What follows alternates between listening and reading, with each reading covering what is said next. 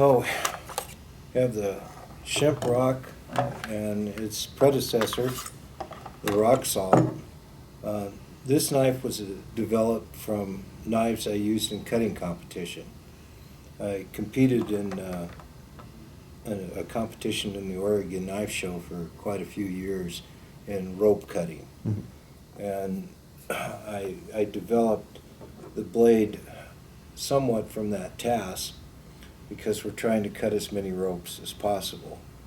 And I found that trying to do a snap cut with a heavy cut was very detrimental to my wrist. So I went to the more kukri shaped blade to bring the edge square to the hanging ropes so it purchased rather than have to snap my wrist to them. It was all large muscles, and then if I did use a snap and add that at the last part, it just accentuated speed. So I ended up winning the competition 5 years in a row, so I think the design has been proven in performance. The rock salt, exceptionally good steel with the H1 because it's so durable. The other advantage is that this nitrogen-bearing steel is additionally tough, additionally corrosion resistant, and practically unbreakable. The edge is easily restored because it has a tendency to roll an edge before it chips, which is significant to me in that I'm a blacksmith and I generally work with non-stainless high-carbon steel, and that's a characteristic I'm used to dealing with. It also has to do a lot with the longevity of the knife. If you can strop steel the edge back without having to remove metal to take out chips, there's an advantage in that the edge won't change that much and will be durable for a long period of time. This knife is extremely light, being that it's 3mm material, but it's designed as a multitasking tool. It's heavy enough that in a standard grip it's slightly blade heavy, so quick snap cuts work fairly well with the additional blade weight. When you choke up into the index position, you have a neutral blade weight, so you have excellent control. If you have to do fine work, it's a little tail heavy, so you have something balancing off the tip cuts on light work. And the evolution to the VG10 works in a couple different aspects in that this is a less expensive material, but not that far different than this nitrogen steel.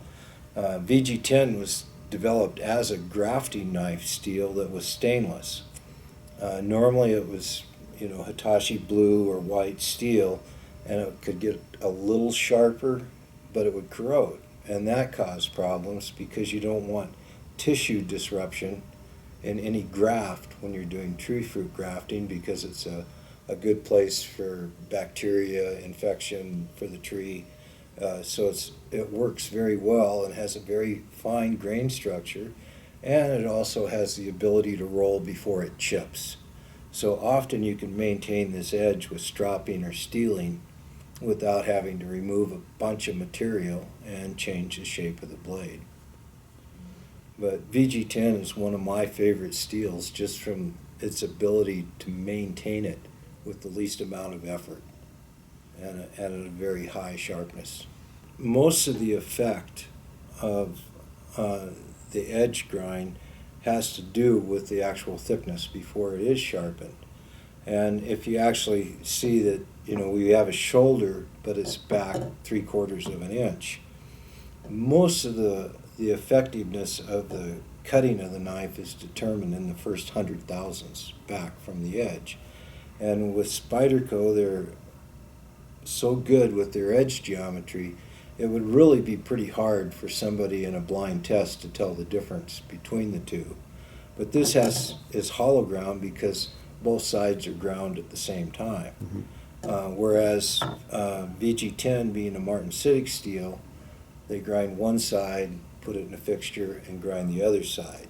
So that kind of has dictated that this has to be a hollow grind, and this has the option of being a full flat, which is nice if you want to do a low angle approach. The flat grind has some superiority, but in that it's so wide, so thin, it's really hard to tell the difference. And I personally have great difficulty doing it.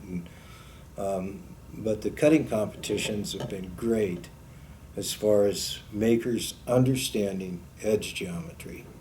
And it's led, I think, overall to better ground knives throughout the industry.